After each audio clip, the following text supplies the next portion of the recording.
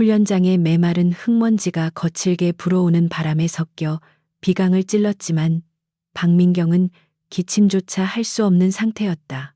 그녀의 등 뒤에는 거대한 K 흑표 전차의 주포가 차가운 금속성 한기를 뿜어내고 있었고, 굵은 로프가 그녀의 온몸을 또 참매어 전차의 포신에 단단히 고정시켜 놓고 있었기 때문이다.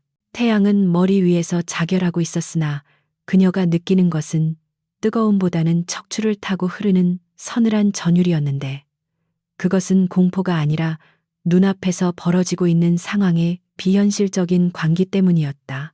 대한민국 육군 정예기갑부대의 한가운데에서 일개병사가 전차 포신에 묶여 화형당하기 직전이라는 이 상황은 군의 기강이 어디까지 추락했는지를 보여주는 처참한 증거였다.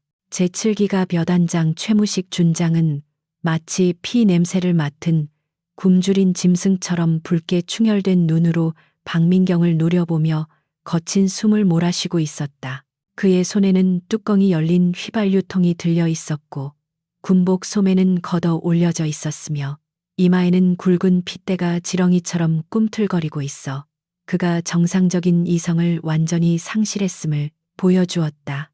그는 자신의 권위에 도전한 하찮은 여군 병사 하나를 본보기로 삼아 이 부대가 누구의 왕국인지 똑똑히 각인시키려는 뒤틀린 욕망에 사로잡혀 있었고, 주변의 참모들은 그 광기에 눌려 감히 말릴 생각조차 하지 못한 채 고개를 숙이고 있었다. 최무식의 입에서 튀어나오는 고함 소리는 훈련장의 정막을 깨고 날카롭게 울려 퍼지며 병사들의 고막을 찢을 듯이 자극했다. 박민경은 휘발유통이 기울어지며 역한 냄새를 풍기는 액체가 자신의 군복과 얼굴로 쏟아지는 것을 느끼면서도 눈 하나 깜짝하지 않고 최무식의 눈을 똑바로 응시했다. 차갑고 끈적한 액체가 피부를 타고 흘러내리며 시야를 흐릿하게 만들었지만 그녀의 눈동자 속에 담긴 깊은 어둠과 그보다 더 깊은 경멸은 지워지지 않았다. 그녀는 지금 죽음의 문턱에 서 있었지만 머릿속에서는 감정적인 동요 대신 냉철한 계산기가 빠르게 돌아가고 있었으며, 이 미친 지휘관이 저지르는 만행이 군법회의에서 어떻게 다루어질지, 그리고 그 대가가 얼마나 혹독할지를 가늠하고 있었다. 그녀의 침묵은 공포에 질린 마비가 아니라 폭풍이 몰아치기 직전의 고요함과도 같았고, 그것이 최무식의 분노를 더욱 부채질했다.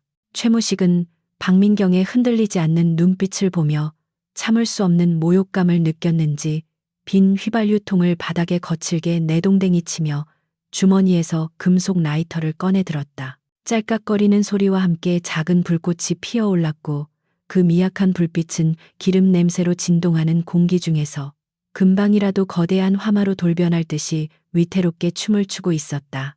연병장의 도열에 있던 수백 명의 병사들은 숨소리조차 내지 못한 채 이 끔찍한 광경을 지켜보고 있었고, 개 중에는 눈을 질끈 감거나 주먹을 꽉 쥐며 분노를 삼키는 이들도 있었지만, 계급이라는 절대적인 벽 앞에서 그 누구도 앞으로 나서지 못했다.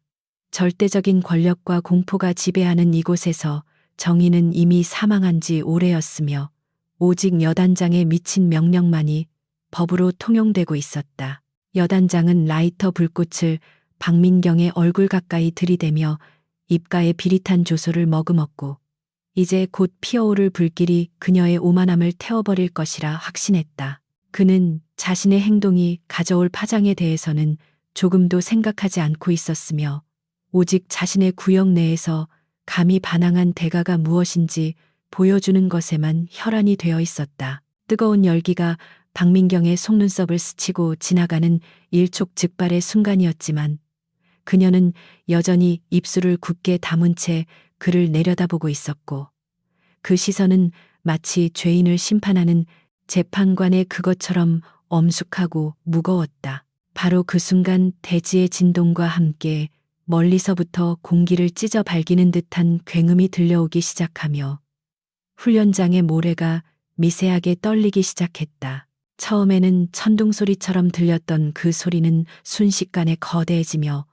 훈련장의 모든 소음을 집어삼킬 듯이 압도적인 헬기의 로터 소리로 변해갔다. 최무식은 불을 붙이려던 손을 멈칫하며 인상을 찌푸린 채 하늘을 올려다보았고 도열에 있던 병사들 역시 웅성거리며 고개를 들어 소리가 들려오는 방향을 찾기 시작했다. 단순한 훈련용 헬기의 소음이 아니었으며 그것은 마치 하늘이 무너져 내리는 듯한 묵직하고 위압적인 파동이었고 순식간에 주변의 공기 흐름을 바꿔놓았다. 저 멀리 산 능선 너머에서 검은 점들이 나타나더니 눈 깜짝할 사이에 거대한 형체를 드러내며 훈련장 상공으로 쇄도에 들어오기 시작했다. 5대의 UH-60 블랙호크 헬리콥터가 편대를 이루어 훈련장 상공을 뒤덮으며 내려오자 강력한 하강 기류가 발생하여 바닥의 흙먼지를 거대한 폭풍처럼 일으켰다. 최무식은 갑작스러운 돌풍에 몸을 휘청거리며 손에 들고 있던 라이터를 떨어뜨릴 뻔했고 눈을 제대로 뜨지 못한 채 팔로 얼굴을 가리며 뒷걸음질 쳤다. 헬기들은 착륙 절차를 밟을 시간조차 아깝다는 듯이 지면 가까이로 급강하하며 호버링 상태를 유지했고 양쪽 문이 열리며 검은색 대테러 복장을 갖춘 무장 병력들이 레페를 타고 쏟아져 내리기 시작했다. 그들의 움직임은 기계처럼 정교하고 신속했으며 착지하자마자 총구를 들어 정확히 최무식과 그의 참모들을 향해 겨누었다. 최무식은 이 황당한 상황을 이해할 수 없어 멍하니 입을 벌린 채 자신의 부대 한복판에 난입한 정체불명의 특수부대를 바라보았다. 헬기의 소음 때문에 고함을 질러도 들리지 않았지만 그는 본능적으로 무언가 크게 잘못 돌아가고 있다는 것을 깨닫기 시작했고 등줄기에서 식은땀이 흘러내렸다. 쏟아져 내려온 병력들은 일반적인 헌병대가 아니라 국방부 직할의 최정예 특수임무대였으며 그들의 가슴에는 선명한 부대 마크와 함께 실탄이 장전된 소총이 들려 있었다. 그들은 여단 병력들이 감히 대응 사격을 할 생각조차 하지 못하도록 완벽하게 현장을 장악했고 수십 개의 붉은 레이저 조준점이 최무식의 가슴과 머리 위에서 춤을 추고 있었다. 가장 먼저 착지한 지휘관으로 보이는 인물이 흙먼지를 뚫고 성큼성큼 걸어와 최무식을 거칠게 밀쳐내며 전차 쪽으로 달려갔다. 최무식은 바닥에 나뒹굴며 감히 장성인 자신에게 손을 댄 놈에게 욕설을 퍼부으려 했지만 헬기의 로터 소리에 묻혀 자신의 목소리조차 들을 수 없었다. 그 지휘관은 전차 포신에 묶여 기름을 뒤집어 쓴 박민경을 보자마자 사색이 되어 허리춤에서 단검을 꺼내 로프를 끊어내기 시작했고 그의 손은 분노와 다급함으로 미세하게 떨리고 있었다. 주변을 에워싼 특수부대원들은 최무식과 그의 부하들을 향해 총구를 고정한 채 조금이라도 허튼 수작을 부리면 즉시 사살하겠다는 살기를 뿜어내고 있었다. 로프가 끊어지고 박민경이 바닥으로 내려오자 헬기의 소음이 조금 잦아들며 헬기 한 대가 엔진을 끄지 않은 채 착륙했다. 흙먼지가 가라앉는 와중에 박민경을 부축하던 특수부대 지휘관은 그녀의 상태를 확인한 후 즉시 뒤로 물러나 발 뒤꿈치를 붙이며 거수경례를 올렸다. 그 경례는 상관에 대한 단순한 예우를 넘어선 국가 군서열 1위에 대한 절대적인 존경과 충성의 표시였으며 그 모습을 지켜보던 최무식의 눈동자가 격렬하게 흔들리기 시작했다. 엉망이 된 군복과 기름 냄새 속에서도 박민경은 흐트러짐 없는 자세로 서서 자신을 죽이려 했던 남자를 차갑게 내려다보았다. 그제야 최무식은 헬기 옆면에 새겨진 대한민국 합동참모의장 전용 표식과 4개의 별이 선명하게 빛나는 성판을 발견하고는 심장이 멈추는 듯한 공포를 느꼈다. 자신이 지금까지 괴롭히고 모욕하고 심지어 불태워 죽이려 했던 그 여군이 바로 전군의 작전 지휘권을 가진 최고 사령관이었다는 사실이 뇌리를 강타하자 다리에 힘이 풀려 주저앉고 말았다. 박민경은 부관이 건네준 수건으로 얼굴에 묻은 기름을 대충 닦아내며 젖은 머리카락을 쓸어 넘겼고 그녀의 주변으로 무장한 호위 병력이 인간 방패처럼 벽을 쌓았다. 그녀는 나지막하지만 훈련장의 모든 소음을 뚫고 들어올 만큼 위압적인 목소리로 입을 열어 사태의 종결을 선언했다. 수방사 특수임무대원들이 확보한 연병장은 순식간에 살벌한 통제구역으로 변모했고 그들의 움직임에는 한치의 오차도 허용되지 않는 정교함이 묻어났다. 헬기에서 쏟아져 나온 대원들은 최무식 준장을 중심으로 반원형의 포위망을 구축했으며 그들의 총구는 여단장의 머리와 가슴을 정확하게 겨냥하고 있었다. 훈련장 외곽에 배치되어 있던 제7기 가벼단의 병력들은 갑작스러운 상황 변화에 당황하여 우왕좌왕했지만 검은색 대테러 복장을 한 특임대의 위압적인 기세에 눌려 감히 무기를 들어 올릴 생각조차 하지 못했다. 하늘에서는 여전히 블랙호크 헬기들이 선회하며 지상의 상황을 감시하고 있었고 그 거대한 그림자가 연병장 전체를 덮으며 그곳에 있는 모든 이들에게 무언의 압박을 가하고 있었다. 최무식은 자신의 눈앞에 펼쳐진 광경을 도저히 믿을 수 없다는 듯 멍한 표정으로 주저앉아 있었고 그의 다리는 제멋대로 떨리고 있었다. 방금 전까지만 해도 자신의 왕국에서 생사려 탈권을 쥐고 흔들던 절대 군주였던 그는 이제 총구 앞에 발가벗겨진 죄인처럼 초라해져 있었다. 흙바닥에 나뒹구는 라이터와 쏟아진 휘발유통은 그의 몰락을 상징하는 비참한 잔해처럼 보였고 그의 주변에 있던 참모들 역시 사색이 되어 바닥에 엎드린 채 숨조차 제대로 쉬지 못하고 있었다. 그들은 자신들이 모시던 여단장이 저지른 짓이 얼마나 치명적인 결과를 가져올지 직감했고 그 공포는 뼛속까지 스며들어 그들의 이성을 마비시키고 있었다. 박민경 의장의 전속 부관인 김중령이 헬기에서 뛰어내려 그녀에게 달려왔고 그의 손에는 잘 다려진 정복 상의가 들려 있었다. 그는 기름과 흙먼지로 뒤범벅이 된 상관의 모습에 경악을 금치 못했지만 훈련된 군인답게 감정을 억누르며 정중하게 옷을 건넸다. 박민경은 말없이 그 옷을 받아들었고 젖은 군복 위에 별 4개가 수놓인 그 옷을 걸치는 순간 그녀를 둘러싼 공기의 흐름이 완전히 바뀌는 듯했다. 그것은 단순한 옷이 아니라 대한민국 군 통수권의 상징이었으며 그녀가 입는 순간 그곳은 더 이상 일개 여단의 훈련장이 아니라 합참의장의 지휘소로 변모했다. 그녀는 천천히 단추를 채우며 주변을 둘러보았고 그 차가운 시선이 닿는 곳마다 병사들은 저절로 고개를 숙이며 위축되었다. 기름 냄새가 진동하는 몸이었지만 그녀에게서 뿜어져 나오는 카리스마는 그 어떤 악취보다 강렬하게 현장을 장악했고 그녀는 더 이상 포신에 묶인 희생양이 아니었다.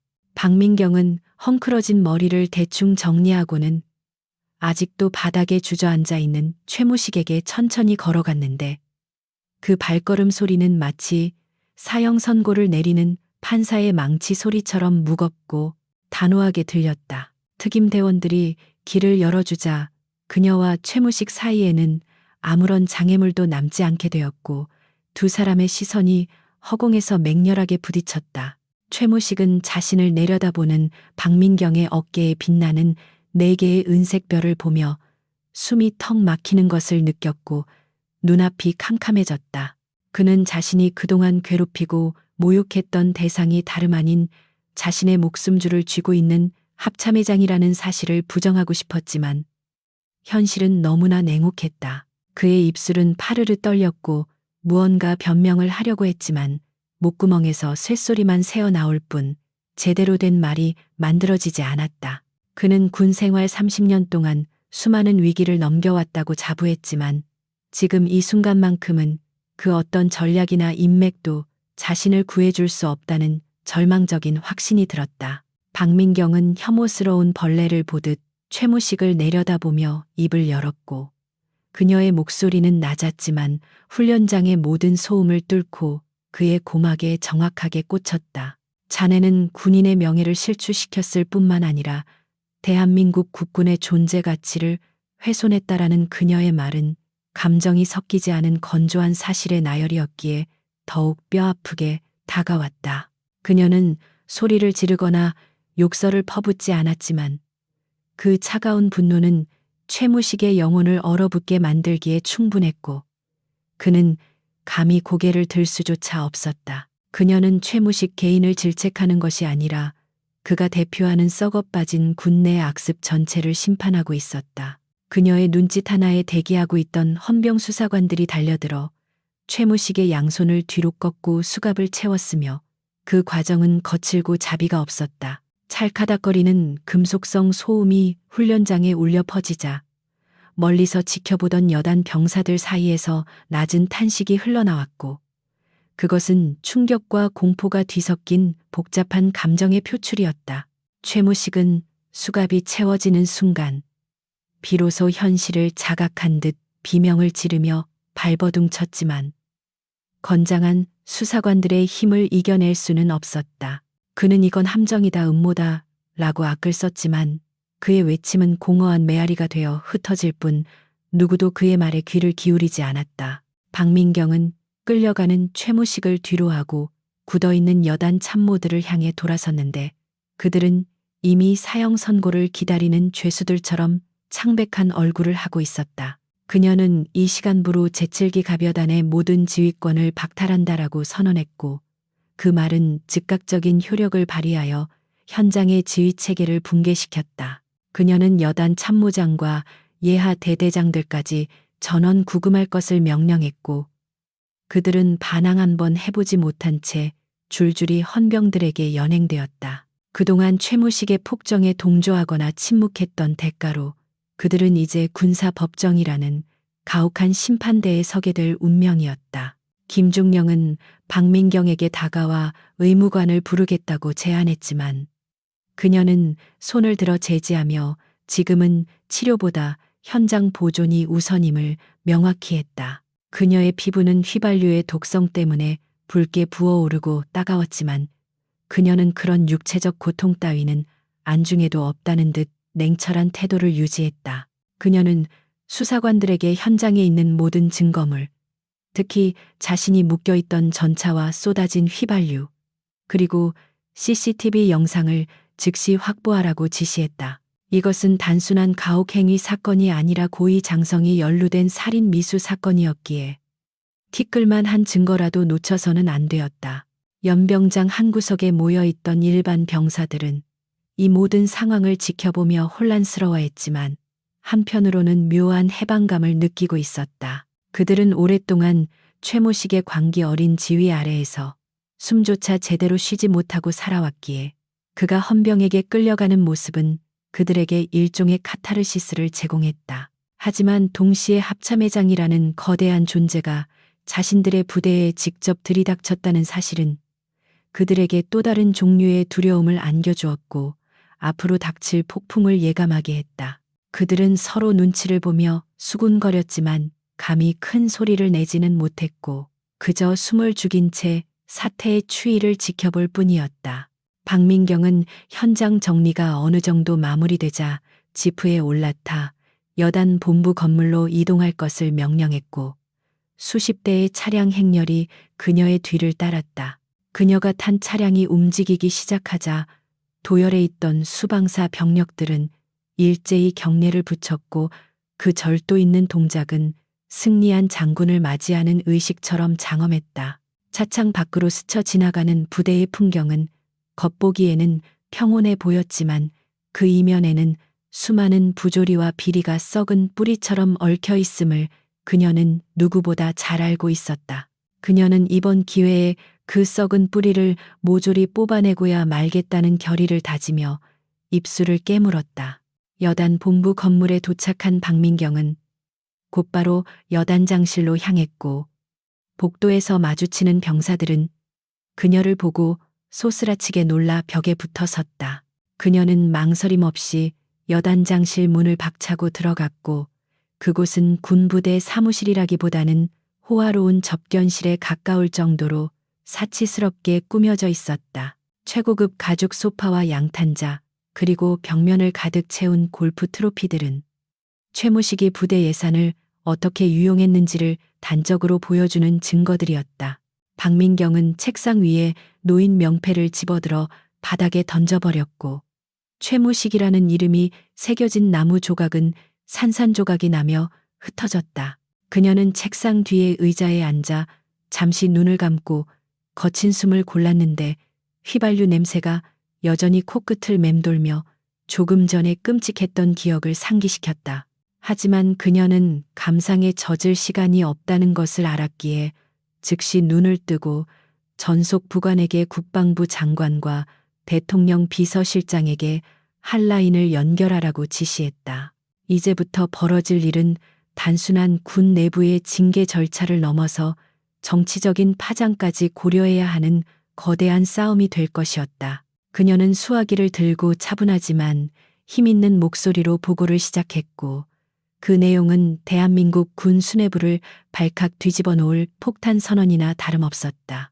그 시각 지하 벙커에 마련된 임시조사실에서는 최무식에 대한 기초조사가 시작되고 있었지만 그는 여전히 자신의 혐의를 부인하며 고함을 지르고 있었다. 그는 자신이 가진 정치권의 인맥을 거론하며 조사관들을 협박했지만 이미 전세가 기울었다는 것을 모르는 사람은 오직 그 자신뿐이었다. 박민경은 CCTV 화면을 통해 그 추태를 지켜보며 씁쓸한 미소를 지었고 권력에 취해 괴물이 되어버린 한 인간의 말로가 얼마나 비참한지를 다시 한번 확인했다. 그녀는 모니터를 끄고 책상 서랍을 열어 최무식이 숨겨두었던 이중 장부를 찾아냈는데 그것은 그녀가 병사로 위장 잠입하여 찾아 헤매던 결정적인 증거였다.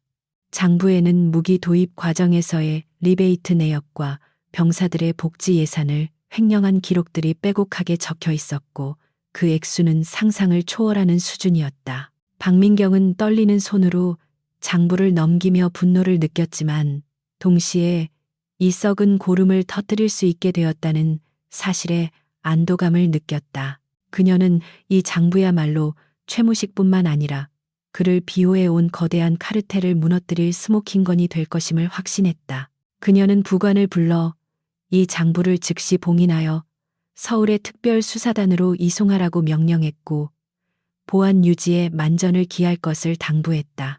창밖에는 어느덧 해가 기울어 붉은 노을이 깔리기 시작했고 훈련장의 흙먼지도 가라앉아 부대는 기이한 정적에 휩싸여 있었다.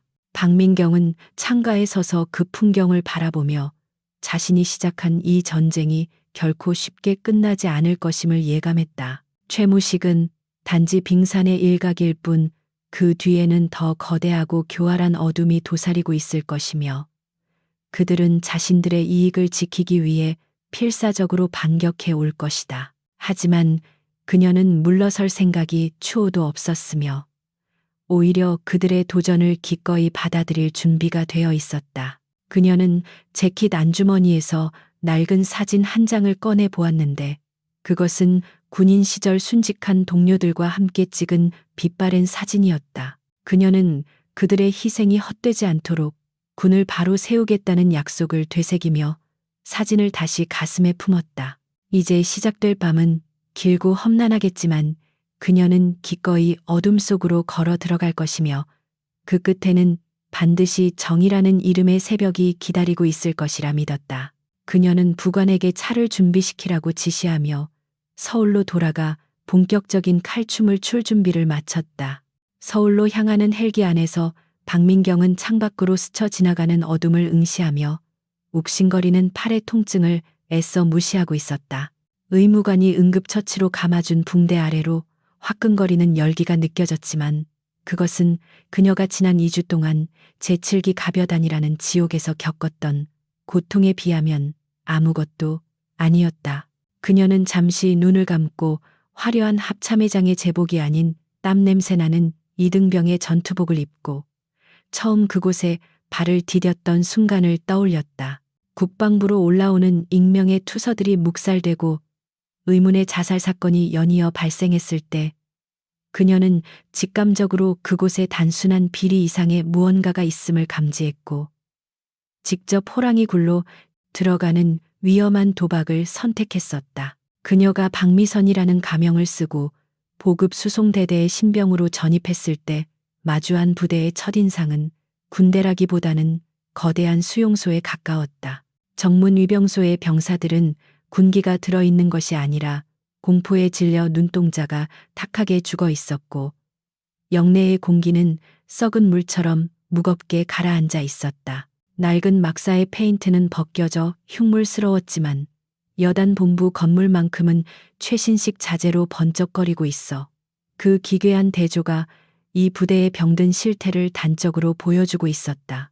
그녀는 배정받은 내무반의 짐을 풀기도 전에 선임병들의 살벌한 눈초리와 마주해야 했고 그들의 눈빛에는 신병에 대한 호기심 대신 경계심과 적의가 가득 차 있었다. 보급병으로서의 일상은 상상 이상으로 가혹했는데 그것은 육체적인 노동 강도 때문이 아니라 조직적으로 자행되는 착복과 횡령을 목격해야 하는 정신적인 괴로움 때문이었다. 병사들에게 지급되어야 할 부식은 형편없이 부족하거나 유통기한이 임박한 저급품으로 대체되었고 그 차액이 고스란히 간부들의 주머니로 들어가는 정황이 곳곳에서 포착되었다. 식당에서는 곰팡이 핀쌀로 지은 밥이 나왔고 난방유가 부족해 한겨울 같은 냉기 속에서 잠을 청해야 했지만 누구도 불만을 제기하지 못했다. 불만을 제기했던 병사들이 어떻게 되었는지에 대한 흉흉한 소문만이 유령처럼 막사를 떠돌며 병사들의 입과 귀를 틀어막고 있었기 때문이었다. 박민경은 밤마다 화장실에 숨어 작은 수첩에 그날 목격한 비리 내용들을 암호로 기록했는데 그것은 발각될 경우 즉결 처형을 당할 수도 있는 위험한 작업이었다.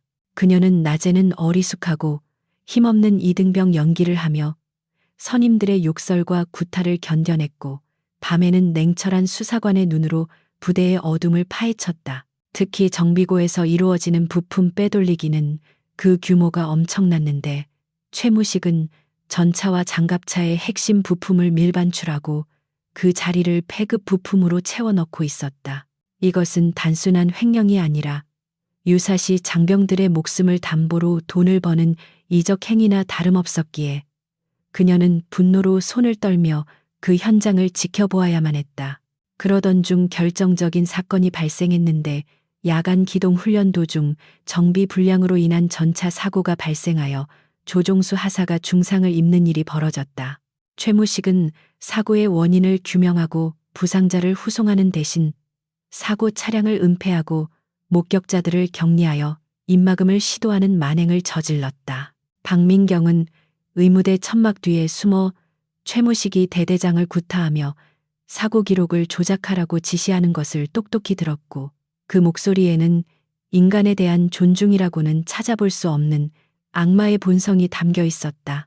그녀는 더 이상 지체했다가는 소중한 증거들이 인멸되고 부상당한 병사가 위험해질 것이라 판단하여 계획을 앞당겨 증거 확보에 나서기로 결심했다. 비가 억수같이 쏟아지던 그날 밤 박민경은 경계가 소홀한 틈을 타 여단 본부 건물 2층에 있는 전산실로 잠입하는 데 성공했다. 빗소리가 그녀의 발소리를 감추어 주었지만 복도를 지키는 당직 사관의 눈을 피하는 것은 고도의 훈련을 받은 그녀에게도 식은땀이 흐르는 긴장의 연속이었다. 그녀는 전산실 서버에 접속하여 이중 장부 파일과 불법 거래 내역 그리고 최무식의 차명 계좌 정보들을 확보했고 그 방대한 양의 혀를 내둘렀다. 모니터 불빛에 비친 그녀의 얼굴은 긴장감으로 굳어 있었지만 눈빛만은 그 어느 때보다 날카롭게 빛나고 있었고 데이터 복사가 완료되는 진행발을 초조하게 응시했다. 복사가 99%에 도달했을 때 갑자기 전산실 문이 열리며 최무식의 신복인 정보참모가 들어왔고 두 사람의 시선이 허공에서 마주쳤다. 박민경은 본능적으로 몸을 날려 정보참모를 제압하려 했지만 곧이어 들이닥친 무장 경비병들에게 포위당하고 말았고 격렬한 몸싸움 끝에 바닥에 짓눌렸다. 그녀의 손에서 USB 드라이브가 떨어져 나갔고 정보참모는 그녀의 머리채를 잡아 올리며 비열한 웃음을 흘렸다.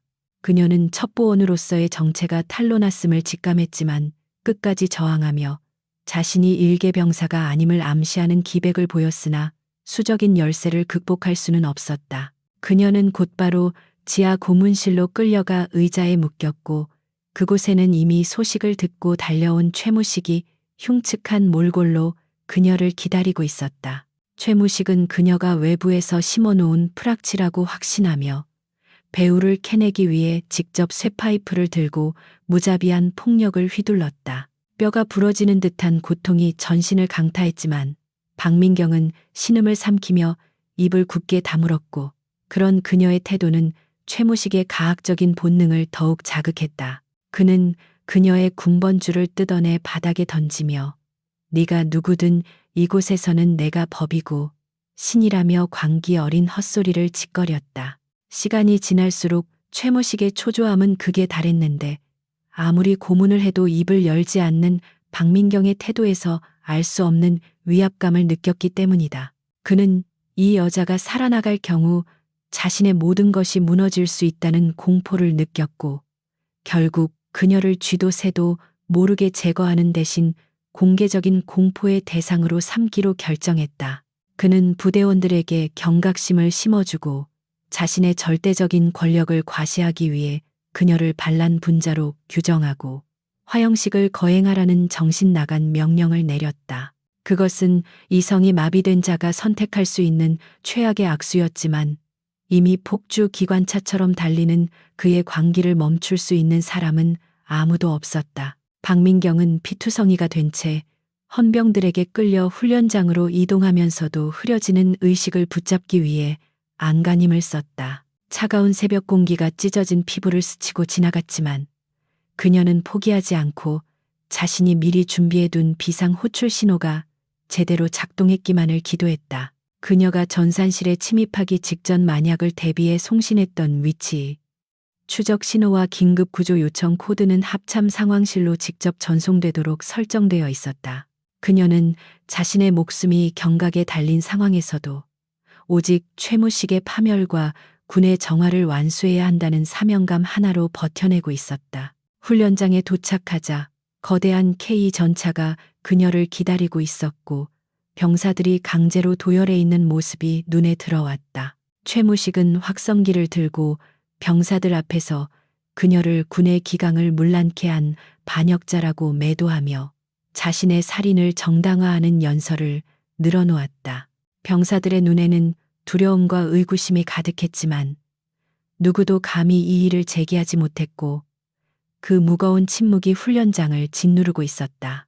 박민경은 전차 포신에 묶이면서도 최무식을 노려보는 것을 멈추지 않았고 그녀의 눈빛은 마치 내 놈의 끝이 머지않았음을 예고하는 예언자처럼 형형하게 빛났다.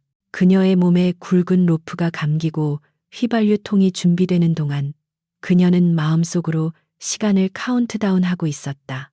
서울에서 이곳까지 헬기로 이동하는 시간을 계산하면 구조대가 도착하기까지 남은 시간은 불과 몇 분 남짓이었다.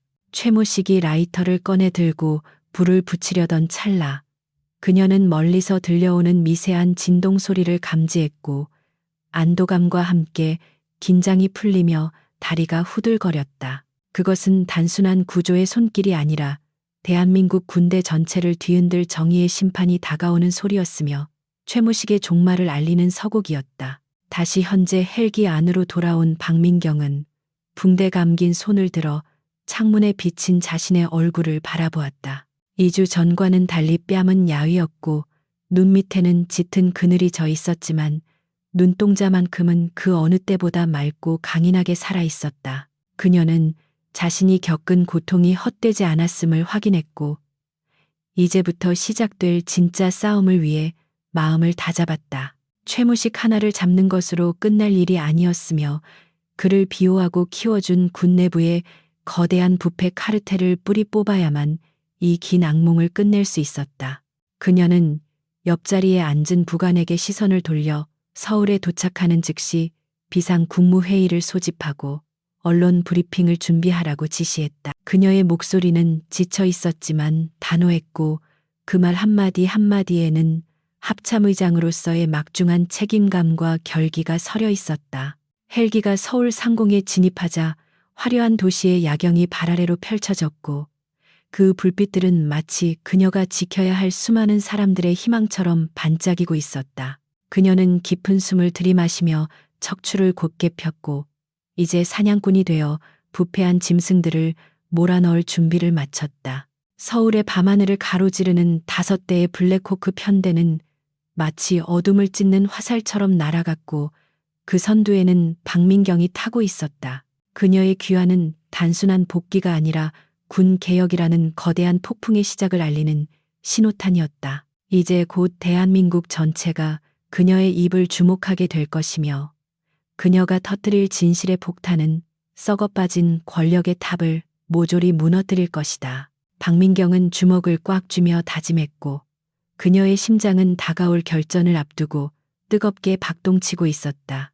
서울 용산 국방부 청사의 거대한 건물 그림자가 박민경의 어깨 위로 무겁게 내려앉았지만 그녀의 발걸음은 조금도 망설임이 없었고 오히려 그 무게를 즐기는 듯 당당했다. 헬기에서 내리자마자 마중 나온 수많은 고위 장성들과 국방부 관계자들의 시선이 그녀의 붕대 감긴 팔과 그을린 군복에 꽂혔으며 그들의 눈동자는 호기심과 경악으로 흔들리고 있었다. 그들의 눈빛 속에는 단순한 걱정뿐만 아니라 이번 사태가 자신들의 입지에 미칠 유불리를 계산하는 교활한 탐색전이 섞여 있었고 공기는 팽팽한 긴장감으로 진동하고 있었다. 박민경은 그들의 가식적인 경례와 인사를 묵묵부답으로 지나치며 곧바로 자신의 집무실이 있는 지하 지휘 통제실로 향했고 그녀의 뒤를 따르는 수행원들의 군화 소리가 복도를 가득 메웠다.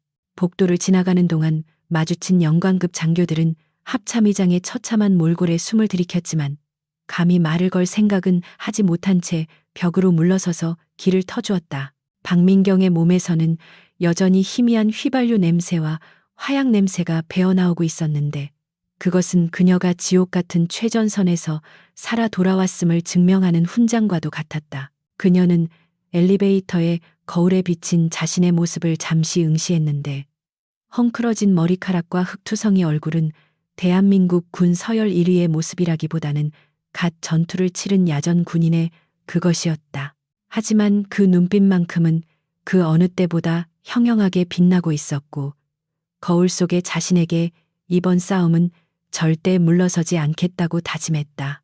지하 벙커의 두꺼운 철문이 열리고 익숙한 지휘 통제실의 차가운 공기가 그녀를 맞이하자 비로소 자신이 권력의 심장부로 돌아왔음을 실감할 수 있었다. 그녀가 자리에 앉기도 전에 의무관이 달려와 상처를 소독하고 정밀 검사를 받아야 한다고 강력하게 권유했지만 그녀는 단호한 손짓으로 그를 물리쳤다. 지금 그녀에게 필요한 것은 안락한 병실 침대가 아니라 적들의 목숨줄을 끊어놓을 전략과 정보였으며 1분 1초가 아까운 상황이었다. 그녀는 부관에게 진통제를 가져오라고 지시한 뒤 모니터를 켜고 상황판을 점검하기 시작했고 그녀의 지시에 따라 참모들은 분주하게 움직이기 시작했다. 집무실에 들어서자마자 책상 위에 놓인 붉은색 비상 전화기가 요란하게 울어댔고 그것은 예고된 정치적 압박의 서막을 알리는 신호탄이었다.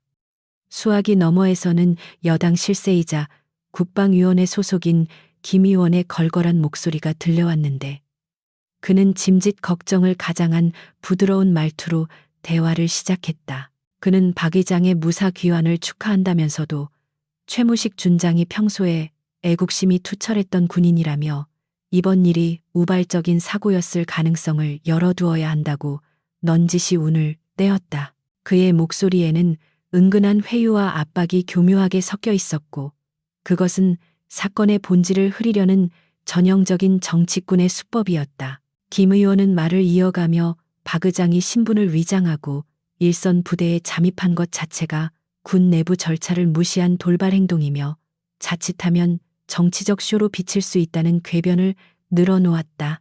그는 야당과 언론이 이 문제를 걸고 넘어지면 의장의 지도력에 큰 타격이 있을 것이라고 경고하며 이번 사건을 조용히 내부 징계선에서 마무리하는 것이 어떻겠냐고 제안했다. 이것은 명백히 최무식의 배후에 있는 세력들이 그를 보호하기 위해 움직이기 시작했다는 증거였으며 그들은 진실을 덮기 위해서라면 합참의 장조차 공격할 준비가 되어 있었다.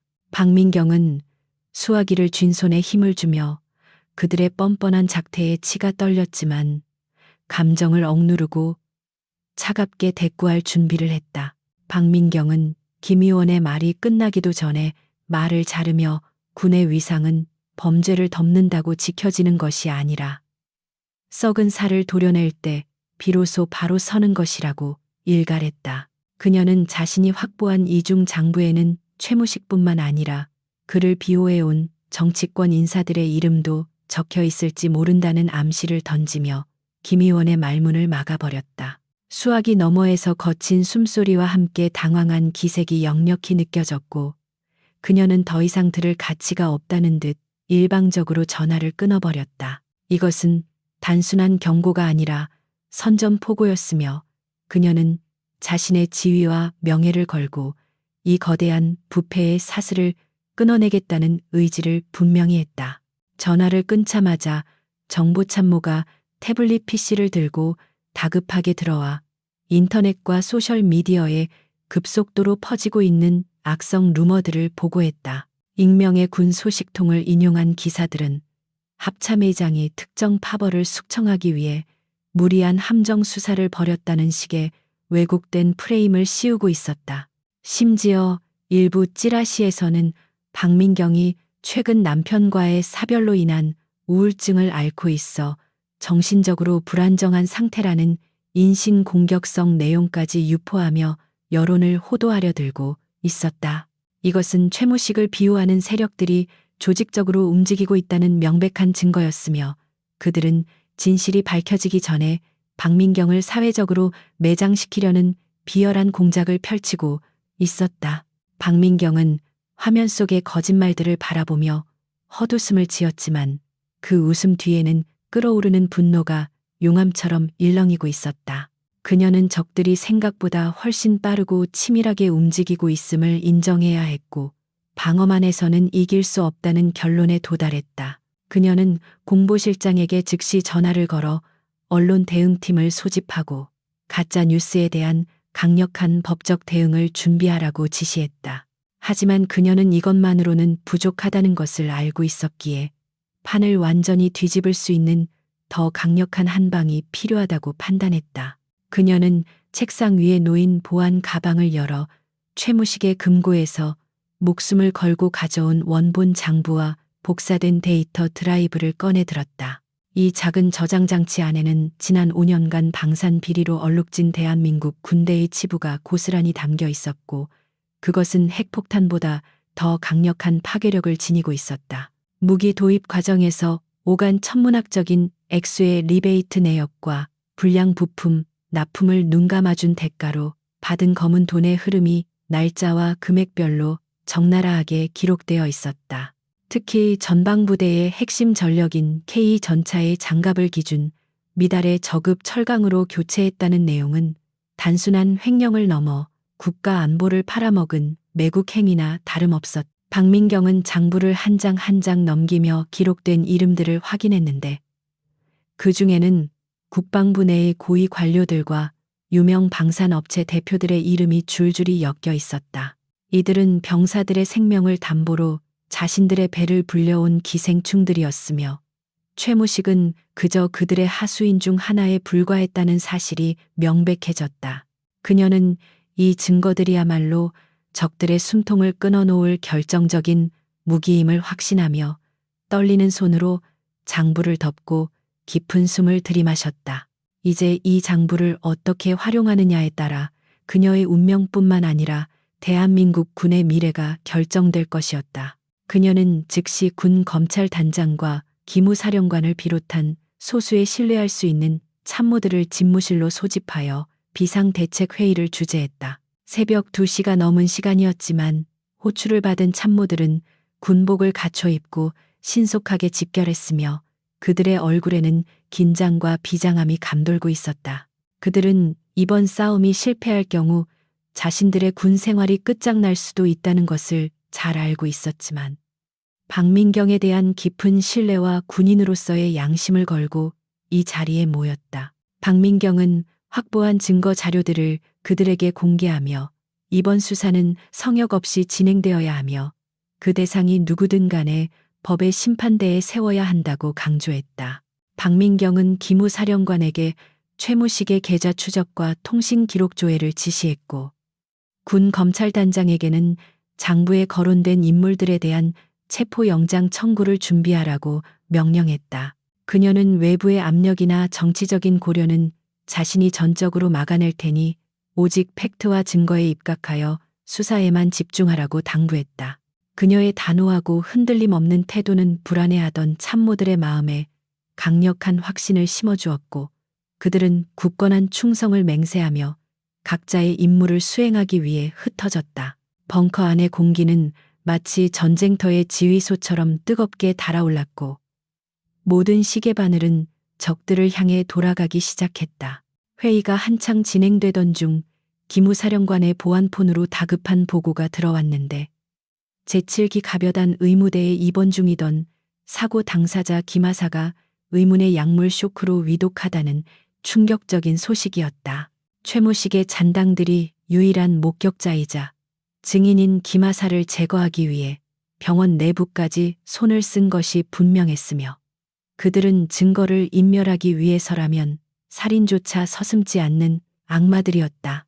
박민경은 보고를 듣자마자 자리를 박차고 일어나며 주먹으로 책상을 강하게 내리쳤고 그녀의 얼굴은 분노로 붉게 달아올랐다. 그녀는 즉시 김하사를 국군 수도병원 중환자실로 긴급 이송하고 헌병 특수임무대를 배치하여 개미 새끼 한 마리도 접근하지 못하게 하라고 고함을 질렀다. 박민경은 자신이 잠시라도 방심하면 무고한 병사들이 희생될 수 있다는 사실에 뼈저린 후회를 느끼며 놈들이 이미 선을 넘었다고 판단했다. 이것은 더 이상 정치적인 암투나 권력 다툼 수준이 아니었으며 아군을 향해 총부리를 겨누는 내부의 적과의 전면전이나 다름없었다. 그녀는 김하사의 생명이 위태롭다는 사실에 가슴이 미어지는 듯한 통증을 느꼈고 반드시 놈들을 잡아내어 그 대가를 치르게 하겠다고 다짐했다. 그녀는 더 이상 수동적으로 방어만 할 수 없다고 판단하고 공격의 고삐를 더욱 죄기로 결심했다. 박민경은 적들의 공세가 예상보다 빠르고 악랄하게 전개되자 기존의 조용한 수사 방식으로는 그들을 제압하기 힘들다고 판단하고 판을 완전히 뒤집을 승부수를 던지기로 결심했다. 그녀는 국방부 대변인을 호출하여 내일 오전 9시에 긴급 기자회견을 열 것이라고 통보했고 모든 방송사가 생중계할 수 있도록 조치하라고 지시했다. 참모들은 증거가 완벽하게 분석되기도 전에 언론에 노출하는 것은 위험하다며 만류했지만 그녀의 결심은 확고부동했다. 그녀는 국민들에게 직접 진실을 알리고 여론을 등에 업어야만 정치권의 방해 공작을 돌파할 수 있다고 판단했기 때문이다. 그녀는 내일 기자회견장에 자신이 입고 있던 피와 기름으로 얼룩진 군복을 그대로 입고 카메라 앞에 설 생각이었으며 그것이야말로 그 어떤 말보다 강력한 메시지가 될 것이라고 확신했다. 화려한 제복 대신 상처투성이의 전투복을 입은 합참의장의 모습은 국민들에게 군 내부의 처참한 현실을 시각적으로 각인시킬 것이었다. 대변인은 박민경의 뜻을 꺾을 수 없음을 알고 고개를 숙이며 지시사항을 받아 적었고 즉시 기자단에게 공지 문자를 발송했다. 새벽의 정적을 깨고 발송된 긴급 공지는 서울의 언론사들을 발칵 뒤집어 놓았고 내일 아침 거대한 폭풍이 몰아칠 것임을 예고했다. 모두가 물러간 늦은 밤 박민경은 홀로 집무실 창가에 서서 화려하게 빛나는 서울의 야경을 내려다보았지만 그녀의 마음은 칠흑 같은 어둠 속에 있었다.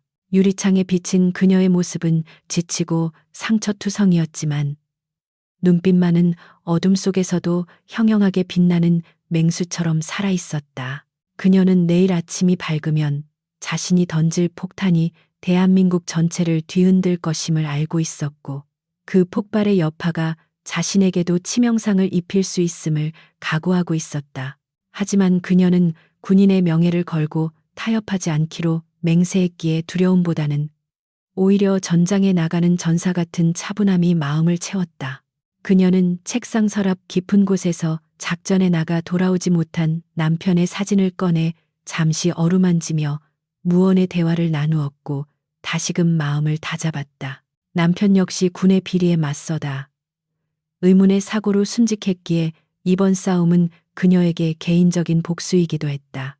그녀는 사진 속의 남편에게 부끄럽지 않은 군인이 되겠다고 약속하며 사진을 다시 가슴에 품었고 차가운 금속 액자의 감촉이 그녀에게 용기를 불어넣었다. 그녀는 이제 더 이상 잃을 것이 없는 사람처럼 강해졌고 내일 아침 세상을 향해 포효할 준비를 마쳤다.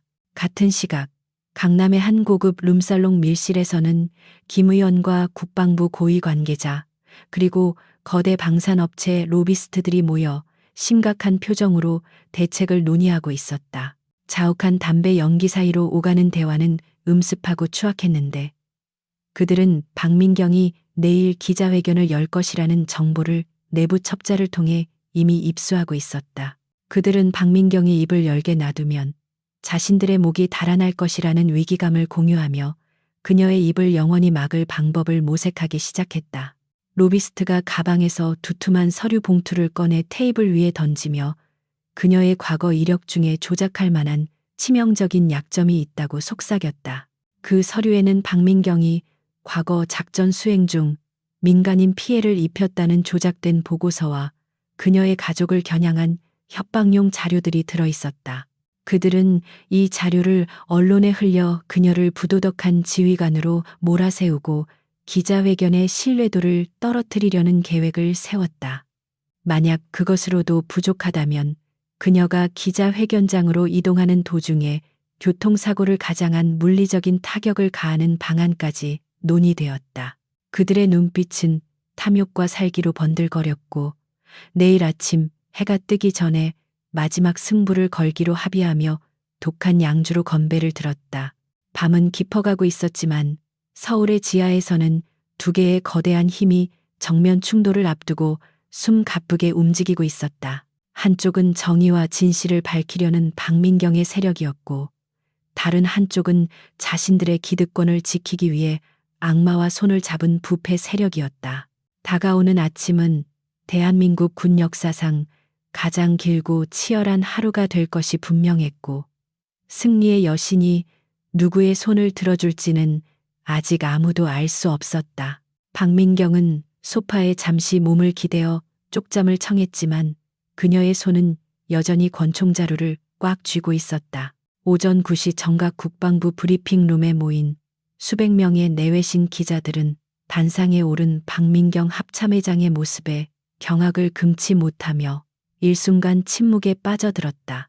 그녀는 참모들이 준비한 정갈한 정복 대신 이틀 전 최전방 훈련장에서 입었던 피와 기름때가 눌어붙은 찢어진 전투복을 그대로 입고 나타났기 때문이다. 그녀의 얼굴에 남은 긁힌 상처와 그을음 자국은 그 어떤 화려한 수사여구보다 더 강렬하게 군 내부의 처참한 현실을 웅변하고 있었고 카메라 플래시가 폭포수처럼 터져나왔다. 이것은 단순한 기자회견이 아니라 부패한 세력을 향해 던지는 무언의 선전포고였으며 그녀의 비장한 눈빛은 생중계 화면을 통해 전 국민의 안방으로 고스란히 전달되었다. 박민경은 단상에 놓인 마이크를 잡고 준비된 원고를 읽는 대신 옆에 놓인 서류 가방을 열어 최무식의 비밀장부 사본과 방산비리 증거들을 들어보였다. 그녀는 대한민국 국군의 명예는 몇몇 정치 군인들의 탐욕에 의해 짓밟혔다라고 선언하며 장부에 적힌 비리 내용과 관련된 고위 인사들의 실명을 거침없이 폭로하기 시작했다. 그녀의 입에서 국방위원인 김 의원과 대형 방산업체 대표들의 이름이 호명될 때마다 기자석에서는 탄식과 고함이 터져나왔고 브리핑룸은 아수라장으로 변했다. 그녀는 흔들림 없는 목소리로 이 시간부로 군 검찰과 검찰청 특수부가 공조하여 성역 없는 대대적인 수사에 착수할 것이라고 천명했다. 그녀의 선언이 떨어지기가 무섭게 서울 시내 곳곳에서는 사전에 대기하고 있던 합동수사단 요원들이 동시다발적인 압수수색 작전에 돌입했다. 김 의원의 국회의원실과 자택, 그리고 방산업체의 본사 건물로 수사관들이 들이닥쳤고 당황한 직원들이 서류를 파쇄하거나 서버를 끄려 했지만 이미 때는 늦어 있었다. 수사관들은 전산실을 장악하고 관련자들을 체포하며 증거물들을 박스에 담아 날랐고 건물 밖에는 소식을 듣고 달려온 취재진과 시민들이 인산인해를 이루었다. 이것은 박민경이 밤새 치밀하게 준비한 작전명, 대청소의 시작이었으며 적들이 대응할 틈조차 주지 않는 전광석화 같은 기습 공격이었다.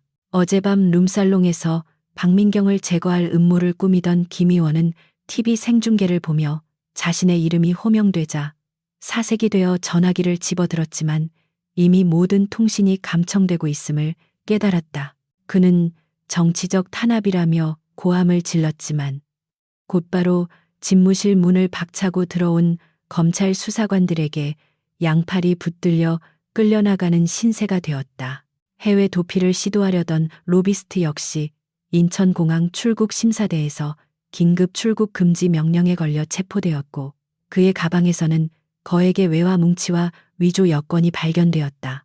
그들이 준비했던 박민경에 대한 흑색 선전과 가짜 뉴스는 진실의 거대한 파도 앞에서 힘을 쓰지 못하고 물거품처럼 사라져버렸다. 한편 제7기 가벼단 주둔지에서도 살벌한 숙청 작업이 진행되고 있었는데 군 검찰단 소속 수사관들이 여단 본부와 예하 대대장실을 이 잡듯이 뒤지고 있었다. 최무식의 비호 아래 호가호위하던 부패한 장교들은 줄줄이 수갑을 차고 연행되었고 그들의 관사에서는 숨겨둔 현금 다발과 골드바들이 쏟아져 나왔다. 연병장에 모인 일반 병사들은 그동안 자신들을 괴롭히던 악질 간부들이 끌려가는 모습을 보며 처음에는 믿기지 않는다는 표정을 지었으나 이내 환호성을 지르고 싶은 충동을 억누르며 눈시울을 붉혔다. 박민경의 명령에 따라 창고가 개방되어 정량의 부식과 새로운 피복이 지급되자 병사들은 비로소 군대가 정상화되고 있음을 피부로 느꼈다. 국방부 지하 벙커에 마련된 특별수사 상황실에서는 대형 스크린을 통해 작전 진행 상황이 실시간으로 보고되고 있었고 박민경은 팔짱을 낀 채 그 모든 과정을 지켜보았다. 그녀는 단순히 사람을 잡아넣는 것에 그치지 않고 그들이 불법으로 축제한 모든 재산을 몰수하여 국고로 환수하고 피해를 입은 병사들의 보상금으로 쓰도록 조치했다. 또한 최무식 일당과 결탁했던 은행 계좌들을 전부 동결시켜 그들의 자금줄을 완벽하게 끊어버렸고 그들이 다시는 재기할 수 없도록 경제적인 사형 선고를 내렸다. 이것은 단순한 처벌이 아니라 부패의 뿌리를 뽑아내고 토양 자체를 갈아엎는 철저하고 잔혹한 파괴였다.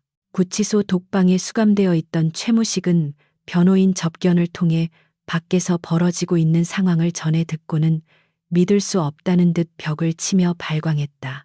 그는 자신의 뒷배가 되어줄 거물급 정치인들이 줄줄이 구속되고 평생을 바쳐 모은 차명 계좌의 재산들이 허공으로 사라졌다는 소식에 멘탈이 붕괴되었다. 그는 자신이 쌓아 올린 철옹성 같은 왕국이 하루아침에 모래성처럼 무너져 내리는 것을 지켜보며 극심한 공포와 상실감을 느꼈다. 그는 박민경이 자신을 죽이는 대신 자신이 가진 모든 것을 빼앗아 빈 껍데기로 만듦으로써 더 고통스러운 복수를 하고 있음을 뒤늦게 깨달았다. 박민경은 이번 작전을 통해 군 내부의 적들에게 명확한 메시지를 전달했는데 그것은 부패와 타협하는 순간 지위 고하를 막론하고 파멸을 맞이하게 될 것이라는 경고였다. 그녀의 단호한 행동은 국민들에게 큰 지지를 얻었고 국방부 게시판과 청와대 청원 사이트에는 그녀를 응원하는 글들이 수만 건씩 올라왔다. 그녀가 입었던 피 묻은 전투복은 정의의 상징이 되어 소셜미디어에서 화제가 되었고 젊은 층 사이에서 그녀는 철의 여인이라는 별명으로 불리며 신드롬을 일으켰다. 하지만 그녀는 그런 대중의 환호에 일희일비하지 않고 오직 수사의 완결을 위해 고삐를 늦추지 않았다. 수사가 정점으로 치달으면서 드러난 비리의 규모는 실로 충격적이었는데 K 전차뿐만 아니라 미사일 도입 사업과 군병원 리모델링 사업에까지 최무식의 검은 손길이 뻗쳐 있었다. 그동안 예산 부족을 핑계로 지급되지 않았던 최신형 방탄복과 개인 장비들이 사실은 그들의 횡령으로 인해 창고에서 썩어가거나 빼돌려졌다는 사실이 밝혀졌다. 박민경은 압수된 장비들을 즉시 전방부대로 보급하도록 지시했고 비리로 얼룩진 계약들을 전면 무효화하고 재입찰 공고를 냈다. 그녀의 책상 위에는 결제해야 할 서류들이 산더미처럼 쌓여 있었지만 그녀는 피로를 잊은 채 하나하나 꼼꼼히 검토하며 시스템을 정상화시켰다. 밤이 깊어지자 상황실의 소음도 조금씩 잦아들었지만 박민경은 여전히 자리를 지키며 마지막 보고를 기다리고 있었다. 그녀는 창밖의 어둠을 응시하며 문득 구치소에 있을 최무식을 떠올렸고 이제 그와의 마지막 대면을 준비해야 할 때가 왔음을 직감했다. 그를 법의 심판대에 세우기 전에 그가 저지른 죄악을 스스로의 입으로 시인하게 만들고 병사들에게 진심 어린 사죄를 하게 만드는 것이 그녀의 마지막 목표였다. 그것은 그를 위한 것이 아니라 그에게 희생당한 수많은 영혼들을 위로하기 위한 필수적인 절차이자 치유의 과정이었다. 그녀는 책상 서랍에서 김하사의 회복 소식을 알리는 메모를 발견하고 비로소 굳어있던 표정을 풀며 안도의 한숨을 내쉬었다. 다행히 김하사는 의식을 되찾았고 그의 증언은 최무식을 법적으로 매장시키는 결정적인 층기가 될 것이 분명했다. 박민경은 자리에서 일어나 뻣뻣해진 목을 풀며 부관에게 내일 아침 일찍 국군 교도소로 이동할 준비를 하라고 지시했다. 이제 모든 준비는 끝났고 껍데기만 남은 괴물과 마주하여 이 긴 악연의 고리를 끊어낼 시간이었다. 박민경은 집무실을 나서며 벽에 걸린 태극기를 향해 짧게 묵념을 올렸는데 그것은 국가와 국민에 대한 다짐이자 자신을 믿고 따라준 부하들에 대한 감사의 표시였다. 복도에 서 있는 헌병들의 격려 소리가 그 어느 때보다 우렁차게 울려 퍼졌고 그들의 눈빛에는 존경심이 가득 차 있었다. 폭풍 같은 하루가 지나가고 있었지만 그녀는 알고 있었다. 진정한 승리는 적을 파괴하는 것에서 끝나는 것이 아니라 무너진 폐허 위에서 새로운 희망을 건설할 때 비로소 완성된다는 것을. 국군 교도소의 육중한 철문이 둔탁한 금소금을 내며 열리자 습하고 차가운 지하 공기가 박민경의 얼굴을 스치고 지나갔다. 이곳은 세상과 단절된 또 다른 세계였으며 권력의 정점에 있던 자들이 하루아침에 나락으로 떨어져 죄수 번호로만 불리게 되는 절망의 공간이었다. 박민경은 회색 콘크리트 벽을 따라 길게 뻗은 복도를 걸어가며 자신의 발자국 소리가 텅 빈 공간에 울려 퍼지는 것을 들었고 그 소리는 마치 심판의 날이 다가왔음을 알리는 식의 초침 소리처럼 규칙적이고 냉정했다. 그녀의 곁을 호위하는 교도관들은 긴장한 표정으로 그녀의 눈치를 살폈지만 그녀는 앞만 보고 걸으며 감정을 드러내지 않았고 오직 이 모든 사태의 원흉과 마주할 순간만을 생각하고 있었다.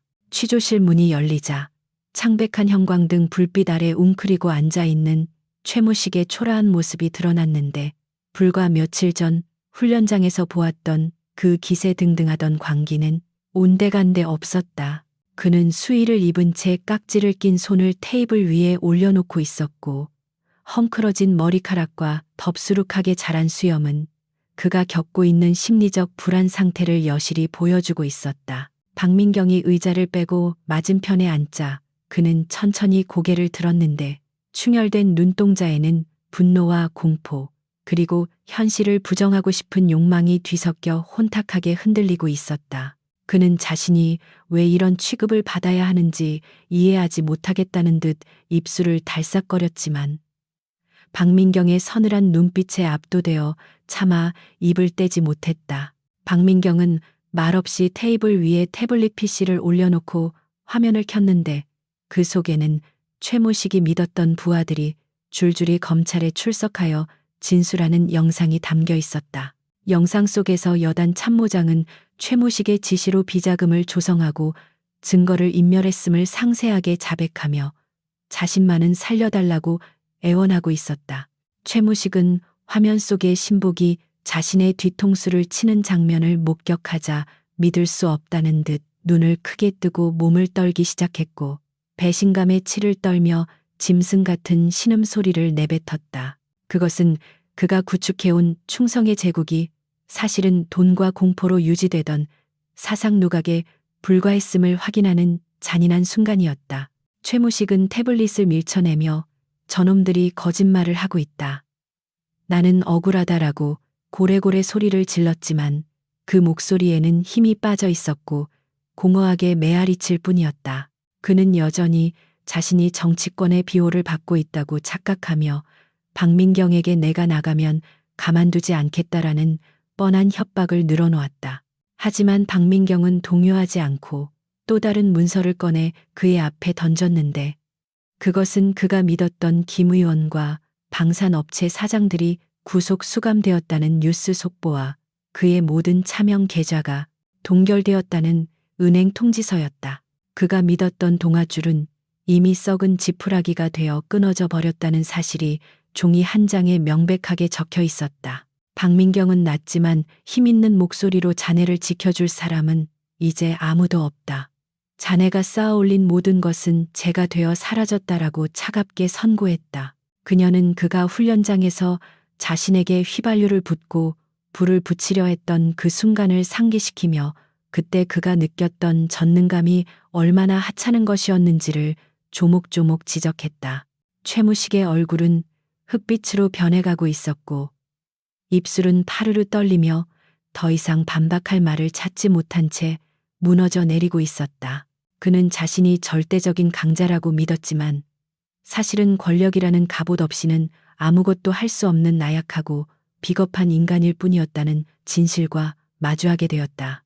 그녀는 자리에서 일어나 천천히 최무식의 곁으로 다가가 그의 귓가에 대고 자네가 굶기고 추위에 떨게 했던 병사들의 고통을 이 좁은 독방에서 평생 느껴보길 바란다라고 속삭였다.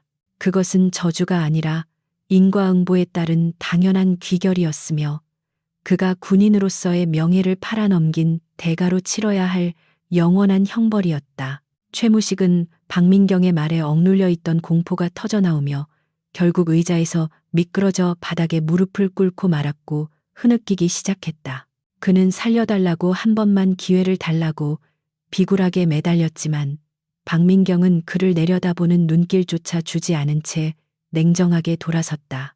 박민경은 취조실을 나오기 전 마지막으로 그에게 자네는 더 이상 군인이 아니다. 그저 탐욕에 눈먼 범죄자일 뿐이다라는 말을 남기며 그의 정체성을 완벽하게 부정해버렸다. 문이 닫히는 순간 최무식의 절규에 가까운 울음소리가 복도로 새어 나왔지만 박민경은 걸음을 멈추지 않았고 그 소리는 그녀의 뒤에서 점차 멀어지며 희미해져 갔다. 그녀는 이로써 칠기 가벼단을 좀먹던 가장 큰 암덩어리를 완전히 도려냈음을 확인했고 가슴 한구석을 짓누르던 무거운 짐이 조금은 가벼워진 것을 느꼈다. 이제 남은 것은 폐허가 된 부대 위에 다시 건강한 싹을 틔우는 일뿐이었다. 교도소 밖으로 나오자 늦은 오후의 햇살이 눈부시게 쏟아지고 있었지만 박민경의 마음은 여전히 차분하게 가라앉아 있었다. 그녀는 대기하고 있던 군 검찰 단장에게 최무식의 자백이 담긴 녹취 파일과 추가 증거들을 넘겨주며 공소 유지에 만전을 기해달라고 당부했다. 검찰 단장은 경례를 붙이며 반드시 법정 최고형을 구형하여 일벌 100개의 본보기로 삼겠다고 굳게 약속했다. 박민경은 고개를 끄덕이며 수고했다는 말 한마디를 건넸지만 그 짧은 말 속에는 긴 싸움을 함께해준 동료에 대한 깊은 신뢰와 감사가 담겨 있었다. 차량에 탑승한 박민경은 창밖으로 멀어지는 국군 교도소의 높은 담벼락을 바라보며 씁쓸한 상념에 잠겼다. 한때는 촉망받던 장교였을 최무식이 왜 저렇게 괴물로 변해버렸는지에 대한 생각은 권력의 속성과 인간의 욕망에 대한 근원적인 질문을 던지게 만들었다. 그녀는 자신이 쥐고 있는 권력 또한 언제든지 독이 될 수 있음을 경계하며 초심을 잃지 않겠다고 다시 한번 다짐했다. 군복에 달린 별의 무게는 권한의 크기가 아니라 짊어져야 할 책임의 무게임을 그녀는 이번 사건을 통해 뼈저리게 깨달았다. 서울로 돌아오는 길에 박민경은 전속 부관에게 제7기갑여단의 현재 상황을 보고받았는데 부대는 여전히 혼란스러워하고 있었다. 지휘관들이 대거 구속되면서 지휘 공백이 발생했고 병사들은 동요하고 있었으며 부대의 사기는 바닥을 치고 있었다. 하지만 박민경은 이것을 단순한 위기가 아니라 부대를 완전히 새롭게 재편할 수 있는 절호의 기회로 받아들였다. 썩은 살을 도려낸 자리는 아프고 쓰라리겠지만 새살이 돋아나면 이전보다 더 단단하고 건강해질 것이라는 믿음이 있었기 때문이다. 그녀는 차 안에서 인사참모부장에게 전화를 걸어 7기 가벼단의 새로운 지휘관 인선을 서두르라고 지시했다. 이번에는 정치적 배경이나 인맥이 아닌 오직 능력과 덕망을 갖춘 야전형 군인을 발탁해야 한다고 강조했다. 병사들과 함께 땀 흘리고 그들의 고충을 이해하며 무너진 신뢰를 회복할 수 있는 리더십이 절실히 필요한 시점이었다.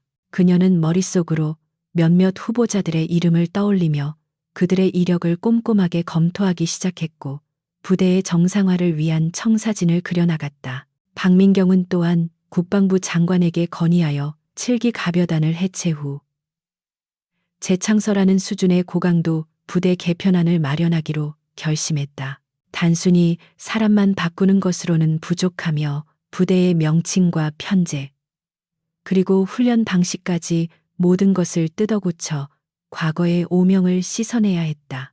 제7기가 벼단이라는 이름 자체가 비리와 폭력의 상징이 되어버린 지금 그 이름을 계속 사용하는 것은 병사들에게도 씻을 수 없는 상처가 될 것이 분명했다. 그녀는 불사조와 같은 새로운 부대 명칭을 고민하며 폐허 속에서 다시 일어설 강한 군대를 꿈꾸었다. 그녀는 스마트폰으로 뉴스 댓글들을 확인했는데 국민들의 반응은 여전히 뜨거웠고 군 개혁에 대한 기대감이 하늘을 찌르고 있었다. 박민경 의장님, 힘내세요. 이제야 군대가 제대로 돌아가는 것 같다라는 응원 글들은 그녀에게 큰 위로가 되었지만 동시에 무거운 부담감으로 다가왔다. 국민들의 신뢰를 회복하는 것은 한순간의 이벤트로 가능한 것이 아니며 지속적인 노력과 투명한 시스템 정착만이 유일한 길임을 그녀는 잘 알고 있었다. 그녀는 이 응원의 물결이 실망으로 바뀌지 않도록 끝까지 긴장의 끈을 놓지 않아야 했다. 어느덧 해가 뉘엿뉘엿 지고 서울의 빌딩 숲 사이로 붉은 노을이 번지기 시작했고 도시는 퇴근길의 분주함으로 활기를 띠고 있었다. 박민경은 차창 밖의 평범한 일상을 살아가는 시민들의 모습을 보며 자신이 지켜야 할 것이 무엇인지 다시금 확인했다. 저들의 평화로운 저녁을 지켜주기 위해 군대는 존재해야 하며 그 군대가 내부의 적으로부터 무너지는 일은 결코 용납될 수 없었다. 그녀는 피곤함이 몰려왔지만 눈을 감지 않고 다가올 내일을 준비하며 머릿속을 정리했다. 이제 최무식과 그 일당에 대한 단죄는 끝났지만 진정한 의미의 승리는 아직 완성되지 않았다. 7기 가벼단이 명예를 되찾고 대한민국 최정예 부대로 거듭나는 그날이 와야 비로소 이 긴 이야기에 마침표를 찍을 수 있을 것이다. 박민경은 국방부 청사가 보이는 언덕길을 오르며 온매무새를 다듬었고 다시 전장으로 복귀하는 장수처럼 비장한 표정을 지었다. 내일은 7기 가벼단을 방문하여 남은 병사들을 위로하고 새로운 시작을 선포할 예정이었으며 그것이 그녀가 해야 할 마지막이자 가장 중요한 임무였다.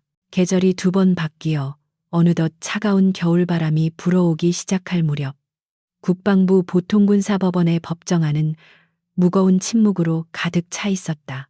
재판장은 엄숙한 표정으로 판결문을 낭독하고 있었고 피고인석에 선 최무식은 더 이상 장군의 위엄을 찾아볼 수 없는 초라한 노인의 모습으로 고개를 떨구고 있었다. 재판부는 그에게 군형법상 반란수계 혐의와 직권 남용 그리고 국고 손실 등의 죄를 물어 무기징역을 선고함과 동시에 불명예 전역 및 모든 서운의 박탈을 명령했다. 방청석에서는 짧은 탄식과 함께 안도감이 섞인 한숨이 흘러나왔고, 그것은 오랫동안 군을 병들게 했던 거대한 악이 드디어 법의 이름으로 단죄되는 역사적인 순간이었다. 박민경은 방청석 맨 뒷줄에 앉아 이 모든 과정을 지켜보고 있었는데, 그녀의 표정은 승리감보다는 깊은 사색에 잠긴 듯 차분했다. 그녀는 최무식이 헌병들에게 끌려나가는 마지막 뒷모습을 바라보며 한 인간의 그릇된 욕망이 얼마나 많은 사람들을 고통 속으로 몰아넣을 수 있는지를 다시 한번 뼈저리게 느꼈다. 법정이 소란스러워지며 기자들이 몰려들기 시작하자 그녀는 조용히 자리에서 일어나 뒷문으로 빠져나갔고, 그녀를 기다리고 있던 검은색 세단에 몸을 실었다. 이제 법적인 절차는 마무리되었으니 그녀에게는 아직 해야 할 가장 중요한 마지막 임무가 남아 있었기 때문이다. 그녀의 차가 향한 곳은 서울에서 멀리 떨어진 경기도 북부의 옛 제칠기 가벼단 주둔지였는데, 그곳은 이제 제칠기 동여단 불사조 부대라는 새로운 이름으로 다시 태어나고 있었다. 위병소를 통과하자 눈에 들어오는 부대의 풍경은 몇 달 전에 음산하고 칙칙했던 모습과는 완전히 달라져 있었는데, 건물들은 깨끗하게 도색되었고 연병장의 잡초는 말끔하게 정리되어 있었다. 무엇보다 달라진 것은 병사들의 표정이었는데, 공포와 눈치로 주눅 들어있던 눈빛들은 사라지고 활기차고 자신감 넘치는 모습들이 그 자리를 대신하고 있었다. 박민경은 차창 밖으로 지나가는 병사들의 경례를 받으며 입가에 옅은 미소를 지었고, 그것은 폐허 위에서 피어난 희망을 확인한 안도감의 표현이었다. 연병장에는 전 장병이 도열하여 합참회장의 방문을 기다리고 있었는데, 그 대열은 자로 깬 듯 반듯했고 군기는 서슬퍼렇게 살아있었다. 박민경이 단상에 오르자 우렁찬 격려 구호가 연병장을 뒤흔들었고, 그것은 강요된 복종이 아니라 진심에서 우러나오는 존경의 외침이었다. 그녀는 단상 중앙에 서서 마이크를 잡고 잠시 병사들의 얼굴을 하나하나 둘러보았는데, 그들 중에는 몇 달 전 자신을 전차 포신에 묶었던 병사들도 포함되어 있었다. 하지만 그녀는 그들을 원망하지 않았고, 오히려 그들이 겪었을 마음의 상처를 어루만져 주고 싶은 연민을 느끼며 천천히 입을 열었다. 그녀는 나는 오늘 여러분을 질책하러 온 것이 아니라 진정한 군인의 명예가 무엇인지 이야기하고 싶어서 왔다라고 서두를 뗐다. 그녀의 목소리는 스피커를 타고 부대 전체에 울려 퍼졌고, 찬바람이 부는 연병장이었지만 병사들은 추위를 잊은 채 그녀의 말에 귀를 기울였다. 그녀는 지난날 이 부대에서 벌어졌던 부끄러운 일들은 여러분의 잘못이 아니라 지휘관의 탐욕과 시스템의 부재 때문이었음을 명확히 했다. 그녀는 병사들에게 죄책감을 갖지 말라고 당부하며 이제 과거의 사슬을 끊고 대한민국 최정예 기갑부대의 자부심을 되찾으라고 호소했다. 박민경은 연설 도중 잠시 말을 멈추고 단상 아래에 서 있던 김하사를 호명했는데, 그는 최무식의 비리를 고발하려다 사고를 위장한 테러를 당해 죽을 고비를 넘긴 인물이었다. 휠체어에 앉아있던 김하사가 힘겹게 거수경례를 올리자 박민경은 단상에서 내려와 그의 손을 맞잡고 눈시울을 붉혔다. 그녀는 자네의 용기가 우리 군을 구했다라고 말하며 직접 준비한 표창장을 수여했고, 연병장을 가득 메운 병사들은 뜨거운 박수와 환호로 영웅을 축하했다. 이 장면은 단순한 수여식을 넘어 정의가 승리하고 용기가 보상받는다는 사실을 병사들의 가슴에 깊이 새겨주는 살아있는 교육이었다. 다시 단상에 오른 박민경은 새로운 여단장을 소개했는데, 그는 야전에서 잔뼈가 굵은 덕장으로 병사들의 신망이 두터운 인물이었다. 그녀는 신임 여단장에게 부대기를 이양하며 이 깃발에는 병사들의 피와 땀, 그리고 국민의 신뢰가 담겨 있다라고 강조했다. 여단장이 힘차게 부대기를 흔들자 깃발에 새겨진 불사조 문양이 바람을 타고 펄럭였고, 그것은 마치 지난날의 오욕을 털어내고 비상하는 부대의 미래를 상징하는 듯했다. 병사들은 새로운 지휘관과 함께 다시 시작할 수 있다는 희망에 부풀어 있었고 그들의 함성은 훈련장 너머 산메아리가 되어 돌아왔다. 행사가 모두 끝나고 박민경은 헬기장으로 이동하며 훈련장의 흙을 군화발로 꾹꾹 밟아 보았는데 그 감촉이 예전과는 다르게 단단하고 생명력이 느껴졌다. 그녀는 흙먼지 날리던 이곳에서 휘발유를 뒤집어 쓰고 죽음을 직감했던 그 순간을 떠올리며 만약 그때 자신이 포기했다면 오늘의 이 변화는 없었을 것이라고 생각했다. 그녀는 자신의 상처가 헛되지 않았음에 감사하며 비로소 마음속에 남아있던 트라우마의 마지막 조각을 털어낼 수 있었다. 그녀의 곁을 따르는 참모들은 그녀의 뒷모습에서 거대한 산과 같은 듬직함을 느꼈고 그녀가 있는 한 대한민국 국군은 흔들리지 않을 것이라고 확신했다. 헬기장에는 5대의 블랙호크가 엔진을 예열하며 대기하고 있었고 로터가 돌아가며 일으키는 바람이 그녀의 머리카락을 흩날리게 했다. 박민경은 헬기에 오르기 전 뒤를 돌아보며 배웅 나온 신임 여단장과 참모들에게 마지막으로 거수 경례를 올렸다. 그녀의 경례는 지휘관으로서의 명령이 아니라 동료로서의 신뢰와 부탁을 담은 무언의 메시지였고 그들 역시 절도 있는 경례로 화답했다. 그녀는 이제 이곳을 떠나지만 그녀가 심어놓은 정의의 씨앗은 이 부대 곳곳에 뿌리내려 거대한 숲을 이루게 될 것이었다. 헬기가 이륙하여 고도를 높이자 발 아래로 부대의 전경이 한눈에 들어왔는데 질서 정연하게 늘어선 막사와 전차들의 모습이 장난감처럼 작아 보였다. 붉은 노을이 대지를 감싸며 부대를 황금빛으로 물들이고 있었고 그 평화로운 풍경은 마치 전쟁이 끝난 후 찾아온 안식처처럼 고요하고 아름다웠다. 박민경은 창밖을 응시하며 깊은 숨을 내쉬었고 가슴속을 채우고 있던 긴장이 풀리면서 기분 좋은 피로감이 몰려왔다. 그녀는 의자 등받이에 몸을 기대며 눈을 감았지만 입가에는 옅은 미소가 떠나지 않았고 헬기의 규칙적인 진동이 자장가처럼 그녀를 위로했다. 서울로 돌아가는 하늘길에서 그녀는 문득 자신이 군인으로 살아온 지난 날들을 되돌아보며 명예로운 군인의 길이란 무엇인가를 자문해 보았다.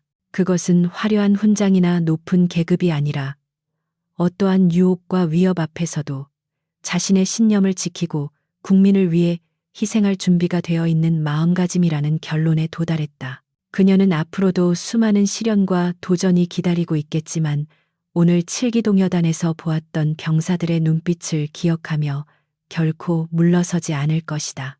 어둠이 짙어질수록 별은 더 밝게 빛난다는 사실을 그녀는 누구보다 잘 알고 있었기 때문이다. 어느덧 서울의 야경이 보석처럼 반짝이며 나타났고 한강 다리를 건너는 수많은 차량들의 불빛이 거대한 강물처럼 흐르고 있었다. 박민경은 저 불빛 하나하나에 담긴 소중한 삶들을 지키기 위해 자신이 존재한다는 사실에 새삼스러운 자부심을 느꼈다. 헬기가 국방부 헬기장에 착륙 준비를 하며 선회하자 그녀는 옷매무새를 다듬고 다시 합참의장이라는 무거운 갑옷을 입을 준비를 마쳤다.